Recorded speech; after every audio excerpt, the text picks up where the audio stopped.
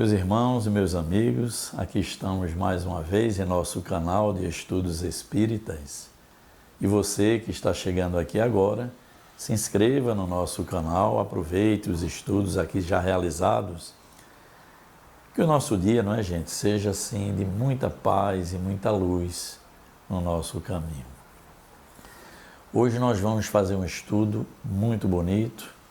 Nós vamos falar sobre a plenitude da alma, que é essa condição em que o espírito já está completo, não precisa mais se reencarnar e torna-se então um auxiliar de Deus no seu plano universal. Mas é importante a gente dizer que esses espíritos não foram já criados nessa condição, porque aí ia se caracterizar um privilégio. E na obra de Deus não há privilégios. Deus cria todos os espíritos simples e ignorantes para que, por seu esforço, a cada existência possa ir conquistando um novo degrau na sua evolução. Então não há privilégios na justiça divina. Esses espíritos chamados espíritos puros são espíritos que foram, sim, conquistando a sua liberdade, foram conquistando a sua evolução e hoje se encontram nessa condição de espíritos puros, de espíritos completos. Kardec nos traz uma informação muito importante. Ele diz assim: a vida do espírito se compõe de uma série de existências corpóreas, cada uma das quais representa para ele uma ocasião de progredir. Então, gente, no estudo da doutrina espírita, nós temos uma escala evolutiva. E como é que os espíritos superiores classificam essa escala? De acordo com o grau de desenvolvimento do espírito, ou seja, das qualidades que já adquiriu e das imperfeições que ainda não conseguiu se despojar. Então, é o grau de desenvolvimento do espírito que o classifica nessa escala evolutiva. Então, pela informação dos espíritos superiores, nós temos os espíritos de terceira ordem, que a grande maioria de todos nós está incerta, que são os espíritos ainda imperfeitos. Na sequência, nós temos os espíritos de segunda ordem, que são considerados bons espíritos. E, finalmente, a ordem única, que é a ordem dos espíritos puros. Então, essa escala é feita justamente de acordo com o grau de desenvolvimento de cada espírito e nós estamos enquadrados como espíritos de terceira ordem, mas com a determinação e a destinação divina de um dia chegarmos também à condição de espíritos de luz, espíritos puros. E o que é que classifica a gente? Não é? Quais as características dessa ordem de espíritos puros? Vamos ler aqui para vocês. Não sofrem mais nenhuma influência da matéria. Essa é a principal característica dessa ordem de espíritos de luz. Superioridade intelectual e moral absoluta sobre todos os espíritos que estão abaixo deles. Então, superioridade intelectual e moral absoluta. Esses espíritos, sim, comandam junto com Deus todo o plano do universo. Então, essa ordem primeira de espíritos puros, que é uma classe única, diz assim: esses espíritos percorreram todos os graus da escala e se despojaram de todas as impurezas da matéria. Havendo atingido a soma de perfeições de que é suscetível a criatura, não tem mais provas nem expiações a sofrer, não estando mais sujeitos à reencarnação em corpos perecíveis, vivenciam a vida eterna, que desfrutam no seio de Deus. Então veja as características dessa ordem única de espíritos puros. E aí, gente, o que fazem esses espíritos, não é? Quando chegam nesse grau máximo da perfeição de que o espírito é possível alcançar, esses espíritos então nos ensinam. Eles são os mensageiros e os ministros de Deus, cujas ordens executam para a manutenção da harmonia universal, dirigem a todos os espíritos que lhes são inferiores, ajudam-nos a se aperfeiçoarem e determinam as suas missões. Então veja que nessa condição de espíritos puros não há a inércia, a ociosidade, muito pelo contrário. E esses espíritos que conquistaram esse grau máximo de perfeição, que já não sofrem mais nenhuma influência da matéria, que não precisam mais reencarnar em plano físico, eles passam a ser aqui os ministros de Deus, a executar seu plano de amor e de desenvolvimento em todo o universo. Então eles dirigem todos, mas absolutamente todos os espíritos que lhes são inferiores na escala evolutiva. E voltamos a dizer, na obra da divindade não há privilégios.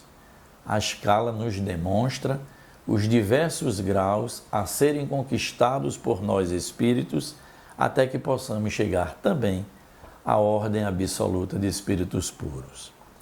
Mas aí eu trouxe algumas colocações do espírito Joana de Ângeles acerca desse tema. Porque Joana nos diz o que toda a espiritualidade diz. Nós estamos, sim, como filhos de Deus, destinados também a esse progresso e a chegar nesse patamar de clareza, de entendimento dos espíritos puros.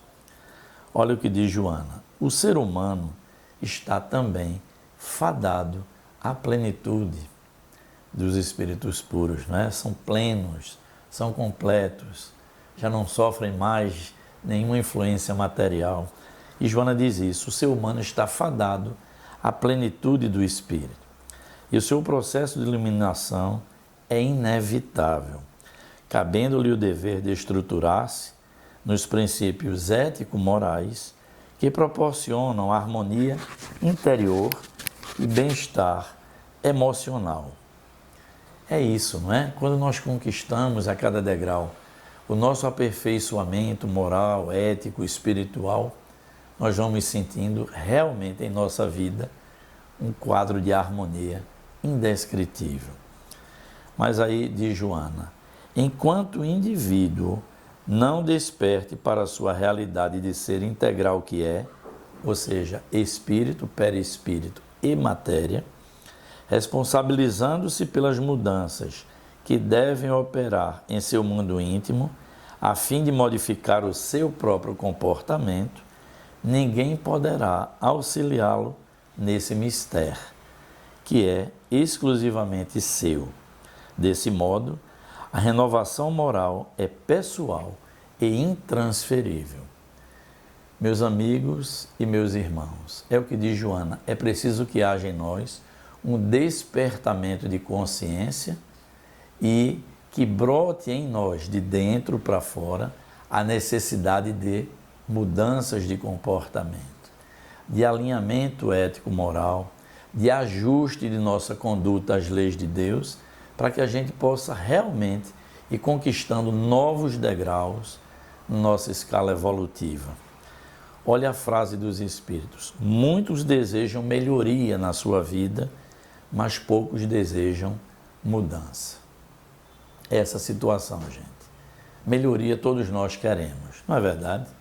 Uma vida mais tranquila, mais harmoniosa, sem sofrimentos, sem adversidades, tudo isso é o que nós desejamos. Mas os Espíritos advertem, pouquíssimos que desejam essa vida feliz, desejam modificar-se intimamente. Passam muitas existências ainda acomodados nesse quadro, não é, de inferioridade, de atavismos com as coisas materiais. E Joana diz isso, enquanto a gente não despertar para essa nossa busca ético-moral de avanço espiritual, ninguém poderá nos auxiliar nesse mistério de iluminação e de busca de nossa plenitude também. Joana diz assim: quem são esses espíritos ainda que insistem nesse campo da inércia, nesse campo da acomodação mental? Ela diz assim: profundamente marcado por hábitos insalubres uns, perturbadores outros, todos eles são manifestação dos instintos em predomínio nas fases primevas. Os seus reflexos condicionados automaticamente ainda se expressam em prejuízo da razão, que se insinua suavemente no processo evolutivo. Então, é esse o nosso apego aos hábitos, como ela diz, ainda insalubres e outros até perturbadores, gente. Vão nos estacionando no processo evolutivo e nós vamos sim estagiando em algumas encarnações ainda eivadas de sofrimento e de dor. É natural, nós já tratamos aqui, nós vamos atraindo muitas vezes para a nossa existência aquilo que sequer estava planejado, ainda por estarmos atados a essas vibrações mais densas e mais doentias. É preciso que parta de nós esse desejo de mudança, se é que nós desejamos uma vida realmente diferenciada, mais tranquila, mais feliz, mais harmoniosa. É preciso que, desde já, comecemos a despertar a consciência para a necessidade de nossa própria iluminação. É o que diz aqui: a plenitude não é privilégio, mas é conquista. Mas Joana, como sempre, como a própria doutrina, ela é uma doutrina que nos envolve, é uma doutrina que nos impulsiona para mais adiante, que nos conforta. E aí Joana diz assim: à medida, porém, que se lhe desenvolvem a capacidade do raciocínio, o hábito de pensar com equilíbrio, apresentam-se-lhe novos horizontes propiciadores de ações dignificantes. É isso. Quanto mais a gente vai despertando a nossa consciência, nós vamos então em rota de melhoria. Ao mesmo tempo, a contribuição do sofrimento que lhe trabalha o espírito propõe diferentes costumes que se fixarão como futuros condicionamentos libertadores das paixões grosseiras e que se encontra habituado, ensejando-lhe as alegrias do bem-estar consciente. A questão, gente, é toda essa.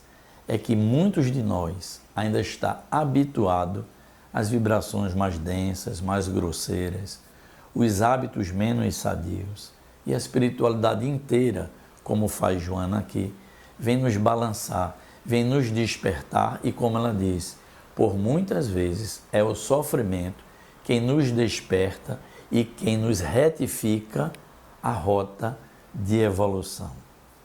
Como dizem os próprios espíritos, muitas vezes, quando não despertamos pelo amor, vamos evoluindo pela dor.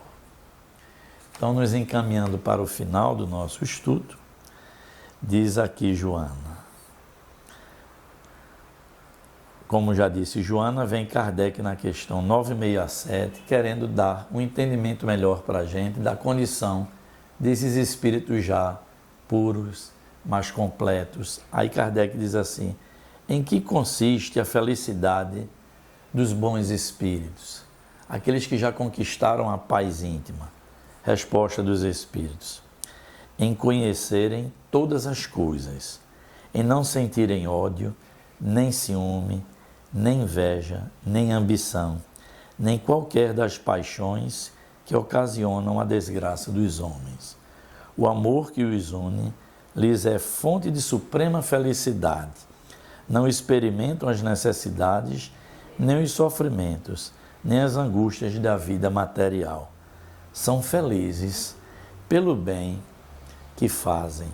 Então veja que maravilha de resposta da questão 967 do Livro dos Espíritos. São felizes pelo bem que fazem. Essas, gente, são as características e as alegrias dos espíritos que já alcançaram a sua plenitude, cuja plenitude também nos é possível. O que é que Jesus falava lá na sua época? nenhuma de minhas ovelhas se perderá. Nenhuma.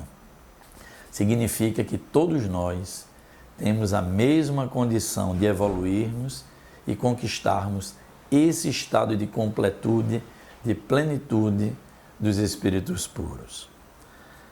Dizem os espíritos, a busca da plenitude constitui a meta essencial da consciência lúcida, que descobriu os valores reais da vida e superou os equívocos do ego no processo da evolução do ser espiritual.